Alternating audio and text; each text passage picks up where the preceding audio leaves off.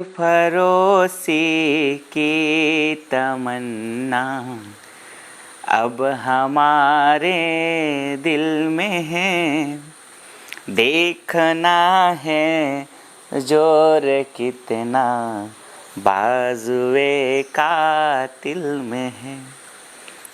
जिस शब्द को मैं गुनगुना रहा हूँ, इस शब्द को जन्म देने वाले का जन्म आज हुआ था राम प्रसाद बिस्मिल।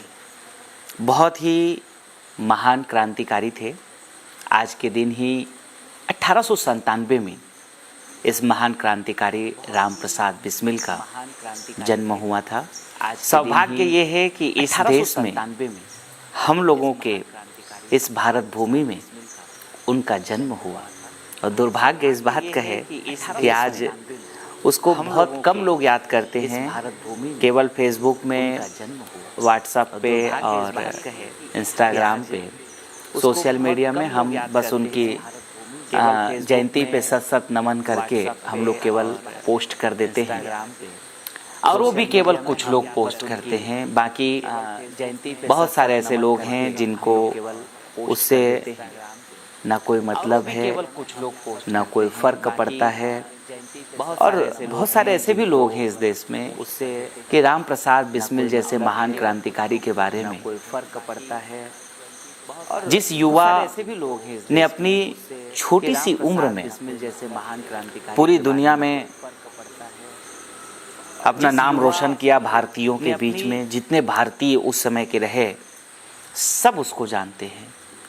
जब उसकी शहीदी दिवस था 19 दिसंबर 1927 को, उसको जब फांसी लगा दिया गया तो उसके अंतिम संस्कार में लाखों भारतीय इकट्ठा हुए थे। उस समय के सबसे बड़े महान क्रांतिकारियों में से एक, गरम दल के सबसे बड़े नेता के तौर पे जाने जाते थे राम प्रसाद बिस्मिल।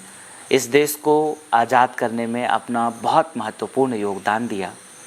आज उस तरीके के जो महान क्रांतिकारी हैं जिनको केवल उनकी चर्चा बस अब आज है, लेकिन उनकी विचारधारा को आज के डेट पे हमारे इस देश में जिस तरीके से उसको याद करना चाहिए, या जितना बड़ा उसको उसकी यादों को हमें सम्मान देना चाहिए, मुझे ऐसा लगता है ऐसे महान क्रांतिकारियों के लिए कुछ कार्यक्रम या उनके लिए देश में कुछ परिचर्चा होनी चाहिए कि जिन्होंने इस देश की आज़ादी के लिए, जिन्होंने इस देश को मतलब बेहतरीन रूप में बनाने के लिए अपना सर्वस्व कुर्बान कर दिया। उनकी एक बहुत अच्छी लाइन है, मैं आप लोगों को वो लाइन सुनाता हूँ।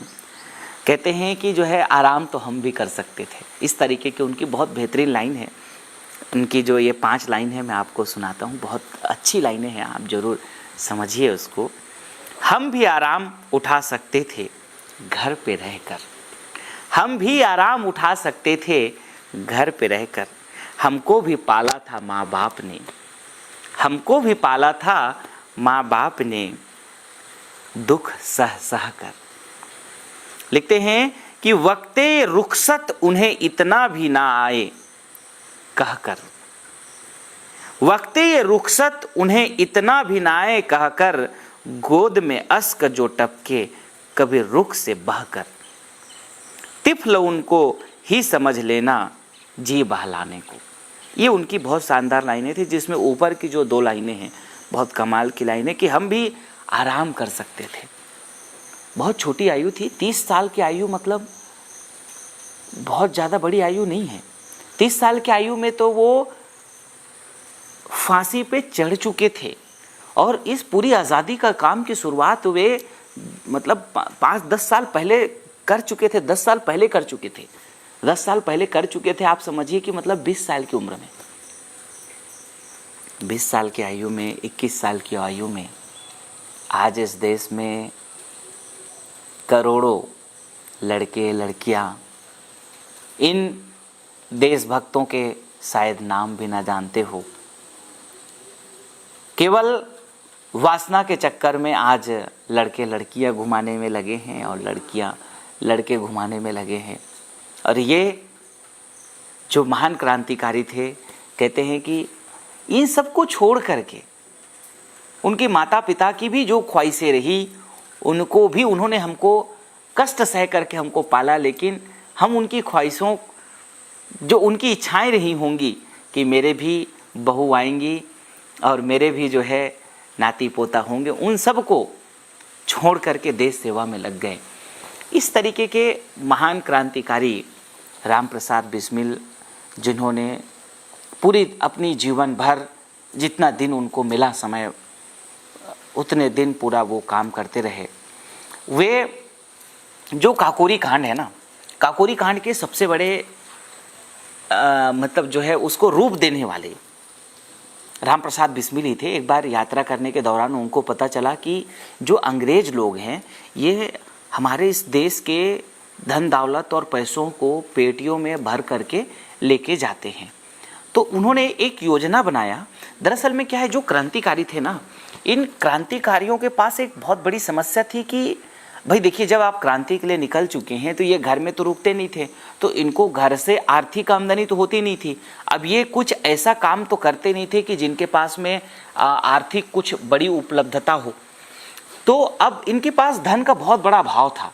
इनको जब कई क्रांतिकारी जब इनके बारे में इन्होंने इनकी जो जीवनी इनकी जो आत्मकथा और जीवनी को आप पढ़ो तो एक बात बहुत बहुत बहुत गहरी बात समझ में आती है कि कई बार ये बेचारे भूखे रह करके, मतलब चने खा करके, सत्तू खा करके समय बिताते थे। अब आप सोचिए कि आप और हम सब की आज़ादी के लिए आप और हम सबको एक अच्छा 2 वक्त 3 वक्त का भोजन मिल सके और हम लोगों की समृद्धि आ सके, इसलिए उनके जैसे महान क्रांतिकारी, उसके साथ बहुत गहरे दोस्त थे उनके, अशफाक उल्लाह खां, जिनको साथ साथ में फांसी दी गई, राजेंद्र लाहिड़ी और साथ में जो है ठाकुर रोशन सिंह, इनको तो 19 दिसंबर को एक साथ में चारों को फांसी दी गई थी सवेरे 6:30 बजे।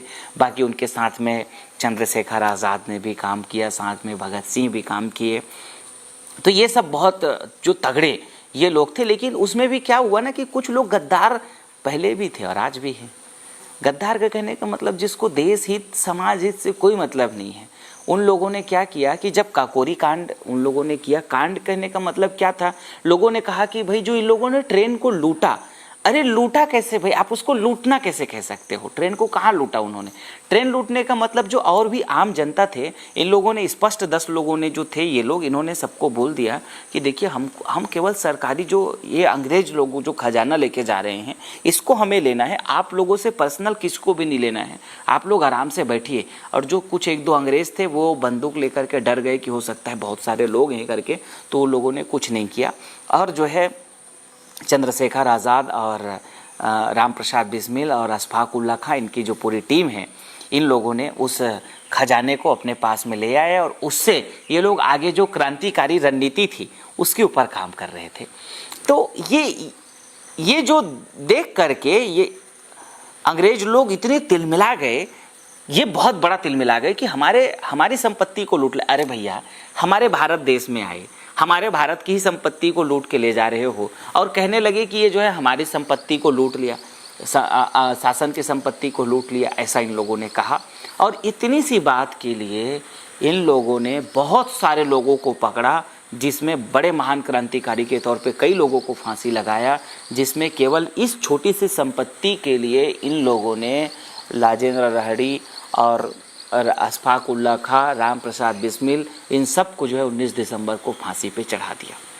अब आप सोचिए कि ये देश हमारा था, पैसा हमारा था, लेकिन यही जिसको आज के डेट में यूके कहा जाता है, ब्रिटेन, इंग्लैंड, लंदन, यहाँ का देश के जो अंग्रेज आए थे इस देश में, कितने चतुर लोग थे, ये बहुत गंभीरता से समझने वाली बात है। ये लोग इतने चतुर थे कि पहले इन्होंने सन 1608 में एक कंपनी बनाया और कंपनी का नाम रखा ईस्ट इंडिया कंपनी। यही रेशम का और चाय का, अफीम का और इस तरीके के व्यापार से इन लोगों ने शुरुआत किया। सूरत में आए और वहाँ से शुरुआत किया और धीरे धीरे ईस्ट इंडिया कंपनी का मोनोपोली, बहुत बड़ी बात आज बताने जा रहा हूँ आप लोगों को, इतनी बड़ी मोनोपोली इन्होंने अपनी इस भारतीय बाजार में क्रिएट कर लिया, पूरा अधिकार हो गया। ये सेम वही कहानी हो गई जैसे आज आप हिंदुस्तान यूनिलीवर जो कि उन्हीं लंदन इंग्लैंड की कंपनी आज भारत देश में व्यापार कर रही है। ये हिंदुस्तान यूनिलीवर, जिस लक्स लाइफबॉय को आप नहाते हैं, उन्हीं के देश की कंपनी थी ईस्ट इंडिया कंपनी। उन्हीं के देश थे ये अंग्रेज, जो भारत में आकर के करोड़ों भारतीय रहने के बावजूद महज कुछ हजार एक अंग्रेज आकर के हमारे ऊपर शासन कर लिए। और वैसे ही आज करोड़ों व्यापारी होने के बावजूद, करोड़ों भारतीय होने के बावजूद, स्वतंत्र भारत होने के बावजूद आज पूरा देश उन्हीं के देश का आया हुआ कंपनी हिंदुस्तान यूनिलीवर, उन्हीं के देश का आया हुआ कंपनी था ईस्ट इंडिया कंपनी। उसकी पूरी जालसाजी और फरेब में आकर के पूरा देश अंग्रेजों के गुलाम हो गए। और अंग्रेजों ने पूरे भारत देश से, बहुत बड़े अर्थशास्त्री जिन उत्साह पटनायक, उन्होंने कहा कि 45 ट्रिलियन डॉलर, 45 ट्रिलियन डॉलर, आज भारत 3 ट्रिलियन की इकोनॉमी नहीं है और 45 ट्रिलियन ये लोग लूट के ले गए थे। और ये अंग्रेज अलग अलग पूरे जा कर के लूट करके ले जा कर के आज उन देशों को इतनी समृद्धि बना चुके हैं कि आज पूरे कितने भारतीय आज जो है इंग्लैंड में जो है घूमने जाते हैं, लंदन में घूमने जाते हैं और पूरा उनको देखने जाते हैं। मैं बहुत बड़ी बात कह रहा हूँ। वैसे ये दरअसल में उस देश के जो यूके के लोग हैं ना, यूनाइटेड किंगडम, जिसको मैं ब्रिटेन कहूँ, इंग्लैंड कहूँ, लंदन कहूँ, आप उसको एक भाषा में समझिए, यूके, यहाँ के जो लोग हैं ना, ये बहुत शातिर चालाक होते हैं, इतने भयंकर शातिर चालाक होते हैं। ये जब जिस देश में व्यापार करने जाते हैं ना, वहाँ पे इस तरीके से घुसते हैं कि वहाँ के लोगों को लगता है कि ये उन्हीं के देश की कंपनी है। जैसे अब हिंदुस्तान यूनिलीवर नाम रख लिया, यूनिलीवर उनका पेरेंट कंपनी है, पीछे यूनिलीवर जुड़ा, लेकिन सामने क्या जोड़ दिया, हिंदुस्तान। अब हिंदुस्तान का मतलब भैया इतना बड़ा हिंदुस्तान, हमारे पूरे भारत को हिंदुस्तान कहा जाता है, तो हिंदुस्तान यूनिलीवर अपना नाम रख लिया। सबको पता है कि भाई पूरे आज भारत देश में लक्स और लाइफबॉय, हर घर बच्चे बच्चे साबुन का, कितने इनके प्रोडक्ट है, पेप्सोडेंट भी इनका, कोई आटा भी ये बनाते हैं, पूरे डिटर्जेंट भी यही बनाते हैं। मतलब आप समझिए, ये सर्फ एक्सल भी इन्हीं का, व्हील भी इन्हीं का, जो कैचअप किसान आता है वो भी इन्हीं का, मतलब सैकड़ों ये प्रोडक्ट बनाते हैं। तो कहने का मतलब मेरा ये है इस देश का कि आज हम सब, इतनी बड़ी उसकी मोनोपोली हो चुकी है कि उसके सामने भारतीय एक भी व्यापारी को टिकना, आज हिंदुस्तान यूनिलीवर का मार्केट कैप 5.5 लाख करोड़ का है, 5.5 लाख करोड़, जिसमें 67% की हिस्सेदारी उसी इंग्लैंड, लंदन, ब्रिटेन वालों का है। तो अब आप समझिए कि कितना बड़ा ये देश का, मैं ऐसा कहूँ, दुर्भाग्य कहूँ तो कोई बहुत बुरी बात नहीं है कि हमारे देश के पैसा पहले अंग्रेज लूट के लेके चले गए थे। उन्हीं अंग्रेज़ों को भगाने के लिए हमारे राम प्रसाद बिस्मिल जैसे लोगों ने कहा कि हम अपने घर के आराम को छोड़ करके हम इस देश के लिए काम करेंगे, इस देश के लिए, आपके और मेरे लिए, हमारे, उन्होंने बहुत सारे लोगों के लिए, मतलब इन्होंने कहा कि इस देश के लिए मुझे अगर फांसी भी चढ़ना पड़ा। बहुत बेचारे उसकी जो है घटना आती है, कहते हैं कि जब उसको अंग्रेज़ों ने पकड़ लिया था तो अंग्रेज लोग रात भर में बहुत थके थे, तो थक के मारे इतने सो गए थे, उसको हथकड़ी में लगा के ठीक से बांध नहीं पाए। अगर चाहते राम प्रसाद बिस्मिल तो उस दिन भाग सकते थे, भाग करके वे भी आराम कर सकते थे। और क्यों हमारे आपके लिए फांसी लगाते, आप क्यों लग जाते फांसी पे, क्यों इस देश के लिए बलिदान हो जाते। और आज मतलब जो है वो भी जो है इस बलिदानी से ना जूझते, लेकिन उनके दिल में ये था कि नहीं, मैं करोड़ों, उनकी इच्छा थी कि गांव-गांव में जो बेचारे नहीं जानते हैं लोग, उनको जागृत किया जाए स्वदेशी उत्पादों को लेकर के, और इन अंग्रेज़ों को कैसे भगाना है उस दिशा पे काम किया जाए। वो बहुत इसके लिए काम करना चाहते थे और हमारे इस देश के लिए और उनका बहुत बड़ा योगदान है। मतलब जितने भी क्रांतिकारी हैं उन सारे क्रांतिकारियों का योगदान है इस देश को बनाने के लिए। और आज उसी देश में फिर से वही एक बार स्थिति बन चुकी है। आज पूरे देश में लगभग इन बड़ी कंपनियों का एक बड़ी मोनोपोली क्रिएट हो चुकी है और उन मोनोपोली के बीच में भारतीय मार्केट फंस चुका है। और भारतीय में आज भारत में करोड़ों लोग ऐसे हैं जो बेचारे झुग्गी झोपड़ी में रहते हैं, करोड़ों लोग ऐसे हैं जो आज, करोड़ों युवा बेरोजगार हैं, और एक वर्ग एक ऐसा है उस देश की कंपनी जो पूरे भारत में आकर के राज कर रही है। और उन्हें वही देश वाले हमारे राम प्रसाद बिस्मिल को फांसी पे लगा देते हैं और हम कुछ नहीं कर पाते। ये मतलब बहुत पीड़ा होती है, बहुत मन में तकलीफ़ होती है, बहुत मन में बहुत दुख लगता है कि क्या करें। कोशिश कर रहे हैं, लगातार प्रयास कर रहे हैं कि क्या कर सकते हैं हम, जो कर सकते हैं देश की इकोनॉमी को बचाने के लिए। इकोनॉमी का मतलब ये है कि देश के करोड़ों अरबों अरबों रुपया जो आज इस देश से बाहर जा रहा है, उन पैसों को बचाने के लिए क्या कर सकते हैं। तो हमारा एक प्रयास है कि हम श्री चवन के माध्यम से आज इनके कंपेयर में स्वदेशी उत्पाद बहुत सारे बनाए हैं, जो आज अगर हमारे इस देश के लाखों व्यापारी अगर उसको लोगों को पहुंचवाएं और समझाएं, तो मुझे ऐसा लगता है कि एक कम से कम देश का अरबों रुपया करोड़ों रुपया बचेगा, जो आज वही अंग्रेज़ों के देश में जा रहा है, लगातार जा रहा, अभी भी जा रहा है, पहले भी लेके गए। और आज हमारी आर्थिक मतलब स्ट्रक्चर इतने ख़राब हो चुके हैं कि इस देश में करोड़ों लोग आज गरीबी रेखा के नीचे अपने जीवन यापन करते हैं, और करोड़ों लोग ऐसे हैं जिनको 2 वक्त का सही तरीके से खाना भी नहीं मिल पाता है। जैसे हमारे क्रांतिकारियों को सही तरीके से खाना भी नहीं मिल पाता था, लेकिन फिर भी इस देश के लिए लड़ते थे और कुर्बानी दे करके चले गए थे, और उसकी कुर्बानी को आज हम लोग याद भी नहीं करते हैं। आज उसके जयंती पे शायद कुछ लोग चर्चा कर रहे हों, शायद कहीं पे कोई ऐसा आयोजन ही ना हो रहा हो। मतलब जिस क्रांतिकारी ने हम लोगों के लिए अपना सर्वस्व सौंप दिया और हम उसको ठीक से याद भी ना कर सके, ये मुझे ऐसा लगता है कि उनकी जो समर्पण था, उन्होंने जो देश के लिए काम किया, उसके साथ में एक अन्याय है कि उनकी बातों को, मतलब ये एक खाली राम प्रसाद बिस्मिल की बात नहीं है, उसमें अशफाक उल्लाह खां, उसमें कितने सारे चंद्रशेखर आज़ाद और करोड़ों करोड़ों जो उसके साथ उस वक्त के साथ देने वाले जो लाखों भारतीय थे, जो और भी अपने आप को नछावर कर दिए थे। बहुत सारे लोग हुए, जिसमें मंगल पांडे से लेकर के खुदीराम बोस तक के बहुत सारे और भी जो क्रांतिकारी, मतलब लाखों क्रांतिकारी थे जिन्होंने अथाह कष्ट उठाए इस देश को आज़ाद करने के लिए। देश आज़ाद तो उस मायने पे हो गया कि अंग्रेज डायरेक्ट जो शासन करते थे वो अब डायरेक्ट शासन नहीं रह गया, लेकिन आखिर आज भी इनडायरेक्ट ये कंट्रोल करते हैं उन देशों की कंपनियां, और आज भी हमारी आर्थिक नुकसान आज भी होता है, आज भी करते हैं। लेकिन हमारे देश में, भारत देश का क्या है ना, दरअसल एक बहुत बड़ा, मैंने देखा है कि एक अजीब स्थिति है, यहाँ का संगठन का बहुत ज़बरदस्त अभाव है।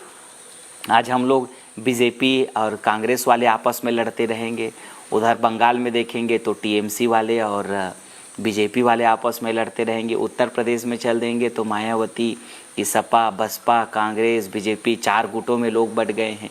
एक गांव है लेकिन वहाँ पे 4 लोगों का पूरी पार्टी का एक युद्ध है। अब उस युद्ध के बीच में हम लोगों का आपस में इतना मनमुटाव है कि आप मत पूछो। फिर हिंदू मुसलमान के बीच में ये पार्टियों ने, इन लोगों ने इतना वो खड़ा करके रखा है, जातिवाद का इतना भयंकर जाल बुन करके रख दिया है कि इस जाल में हम सब भारतीय फंस गए। जिन भारतीयों को कुछ कर पाना था, आज आप मोस्टली अगर आप देखेंगे तो बड़े बड़े कारोबार, सब कुछ, बड़े बड़े इनोवेशंस, बड़े बड़े टेक्नोलॉजी के सेक्टर्स पे, हर एक सेक्टर्स पे आज उन्हीं का कब्जा है, और हम सब लोग गुलाम की तरह अपनी रोजी रोटी के लिए, जैसे जब राम प्रसाद बिस्मिल के बारे में एक कहा जाता है कि वो जेल से भागना चाहते थे, लेकिन जो मुंशी, एक सब लोग तो सो गए थे लेकिन मुंशी जग रहा था, लिखा पढ़ी कर रहे थे, तो उन्होंने राम प्रसाद बिस्मिल ने जा कर के मुंशी से पूछा कि मैं क्या भाग जाऊं, तो मुंशी ने बहुत हाथ पांव जोड़ा कि मेरी जो है रोजी रोटी का सवाल है, अगर आप भाग जाएंगे तो मेरी रोजी रोटी चली जाएगी, आप मत जाइए। और कितने महान थे राम प्रसाद बिस्मिल, उन्होंने कहा कि ठीक है, कोई बात नहीं है, आपकी रोजी रोटी को बचाने के लिए मैं नहीं भागूंगा करके, और नहीं भागे। उसके बाद भी जेल में कई बार अवसर मिला उनको, लेकिन वो भागे नहीं, ताकि ये क्रांति एक बार लोगों के दिल में रहे कि राम प्रसाद बिस्मिल जैसे महान क्रांतिकारियों की छोटी सी घटना कि बस अंग्रेज़ों के जो अंग्रेज़ों के कहाँ थे, अंग्रेज़ वहाँ से पैसा थोड़े ना लेके आए थे, पैसा तो यहीं का था ना। हमारे अपने लोगों का था ना, जिनको टैक्स के रूप में वो लोग वसूले थे या चोरी करके जो वसूले थे, उसी पैसे को वापस ले लिया था। उस छोटी सी बात के लिए इनको फांसी पे दे देते हैं। तो देश के लोगों को जागना चाहिए, समझना चाहिए। तो बहुत सारे लोग जागे, समझे, साथ दिए, जिसका परिणाम रहा कि देश आज़ाद हुए और देश जो है अंग्रेज लोग छोड़ के चले गए। लेकिन अंग्रेज तो गए, बाद में फिर धीरे धीरे उनकी कंपनी भारत में और आ गई और उनकी कंपनियां भारत में आकर के फिर से, जैसे ईस्ट इंडिया कंपनी आकर के यहाँ पे व्यापार शुरू किया, वैसे ही व्यापार शुरू करके फिर से कब्जा कर लिया।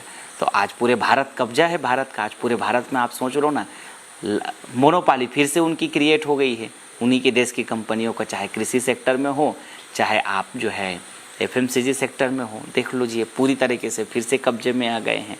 आज लक्स लाइफबॉय साबुन को टक्कर देना मार्केट में बहुत कठिन काम है, क्योंकि उसको समझाना, लोगों को उसके सामने खड़े करना उत्पाद को, इतनी बड़ी उन लोगों ने अपनी मोनोपाली क्रिएट करके भारतीय मार्केट में आज 5.5 लाख करोड़ का व्यापार खड़ा कर लिया।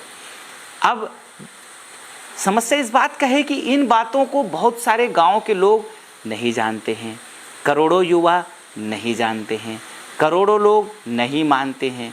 करोड़ों लोगों को गाली देना है तो वो हम लोग मिल जाएंगे। वो कभी हिंदुस्तान यूनिलीवर जैसे, कोका कोला, पेप्सी और अमेज़ोन जैसे, फेसबुक जैसे, व्हाट्सएप जैसे इन कंपनियों के बारे में कुछ भी नहीं लिख सकते हैं, नहीं लिखेंगे। हाँ, लेकिन अगर हम लोग कुछ अच्छा कर रहे होंगे तो हम लोगों को गाली देने वाले बहुत मिलेंगे। खैर, उस समय राम प्रसाद बिस्मिल को भी पकड़ने के लिए जो है कुछ तरीके के हिंदुस्तान ही थे जिन लोगों ने मुखबरी कर दिया और राम प्रसाद बिस्मिल पकड़ा गए। तो आज उनको याद करने का दिवस है और उनको याद करके संकल्प लेने का दिवस है कि हम लोग उनको याद करते हुए एक संकल्प लें और संकल्प ले करके अपने इस देश में हम जितना कर सकते हैं, जितने लोग आप वीडियो देख रहे होंगे या देखेंगे आप, मैं तो कहता हूँ कि संकल्प ले लो कि मैं आज से उस देश की कंपनी के बनाया हुआ लक्स साबुन से नहीं लाऊंगा, लाइफबॉय साबुन से नहीं लाऊंगा, पेप्सोडेंट का इस्तेमाल नहीं करूंगा, कोलगेट का इस्तेमाल नहीं करूंगा। उन देशों से, विदेशी कंपनियों के द्वारा जो तैयार किया जा रहा है, भारतीय उत्पादों को ही मैं प्रयोग करूंगा, चाहे वो कोई भी भारतीय उत्पाद हो, चाहे पतंजलि हो, श्री चवन हो, जो भी हो। इस तरीके के स्वदेशी उत्पादों को ही मैं अपने जीवन में इस्तेमाल करूंगा, प्रयोग करूंगा। इस तरीके का अगर हम संकल्प लेते हैं तो मुझे ऐसा लगता है कि इन्हीं संकल्पों के कारण से ही भारत को एक बार आर्थिक रूप से, जैसे सोने की चिड़िया पहले कहा जाता था, वैसे ही सोने की चिड़िया इस भारत को बनाया जा सकता है। तो मैं आप सबको आज बहुत बहुत धन्यवाद करता हूँ और राम प्रसाद बिस्मिल की जयंती पे उनको सत अपना नमन करते हुए अपने बातों को यहीं पे विराम देता हूँ। आप सबको बहुत बहुत धन्यवाद, आप सबको प्रणाम।